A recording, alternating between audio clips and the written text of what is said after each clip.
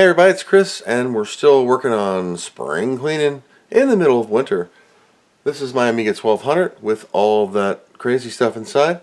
For those of you who haven't seen this Amiga on my channel before, rewind and check out a couple of the videos on Project 1200. This was pieced together over the course of a couple months from all over the world.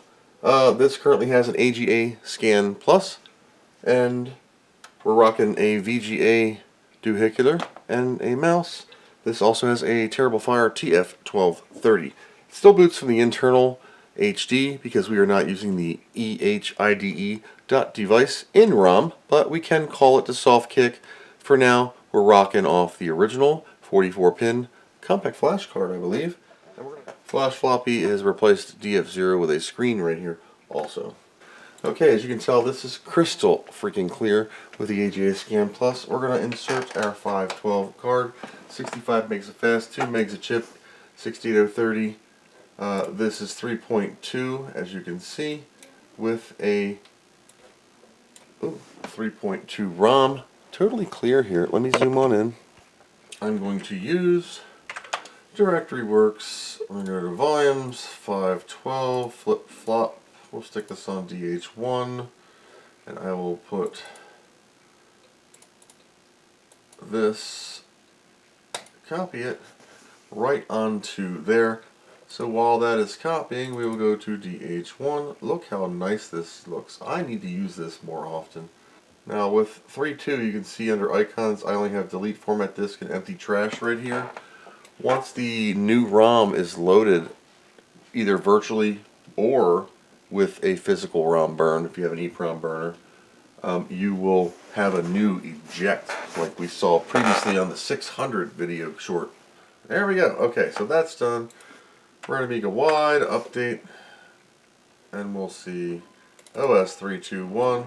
Now we're going to go into ADFs. We're going to slide all the way to the right, or make this window big, and then write Amiga period and run update. This will mount the update on your drive desktop just like before. We're going to remove our compact flash card, and we're going to run update and install English like Jesus spoke. I'm going to hit intermediate. Install. You have to hit intermediate or it will not ask you for your proper ROM disk. I've learned that one in the past. Yes, we're going to update GHO, English like Jesus spoke. Move whatever it needs to in the startup sequence to old. Alright, we have an Amiga 1200. Boop. Puts in the modules disk automatically. I love the little RAM logo thing there. And we're all done. Here we go. We're going to press proceed and we're going to watch and see if this bad boy boots again. The same thing happened on my 600 too.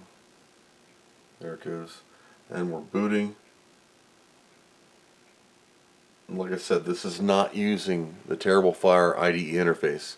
It is only using the internal 44-pin. Alright, so here we go. We're going to zoom on in just a tickle. Workbench 3.2, 030, and we're going to do an about. Drag this down. 3.2 ROM on 3.21, 4796.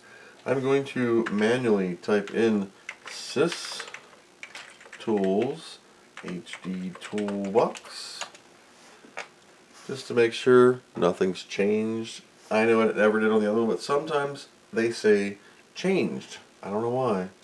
Not changed. Perfect. This is a 32 gig SanDisk Extreme.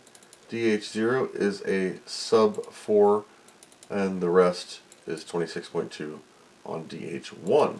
Amiga Kit sensors, we're at 98% battery, 80 degrees on the CPU. It's actually on the Terrible Fire chip. Look at the nice icon for show config on that. Pretty good.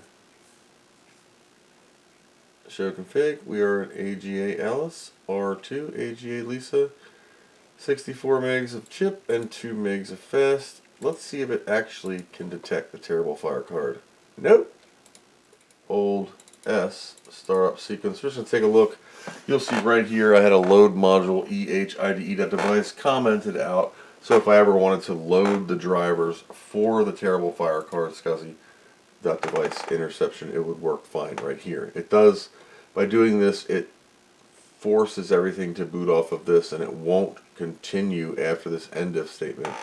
So that is all she wrote. So if you redirect this, you have to have a bootable device off of the Terrible Fire TF1230, 1260 side, or put this in a custom ROM with Remus off of Aminet. Burn your own. But for me, that is 4 for 4. Yeah, 4 for 4.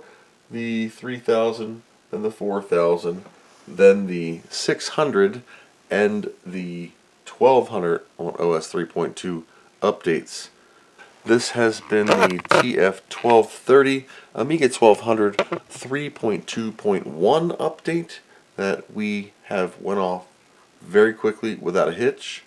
I have also been doing some inspections on my units. I was just in this one a few weeks ago when we did the 1230, maybe a month. It's already had its inspection done. Everything is good, so this one can go back into rotational service and continued use.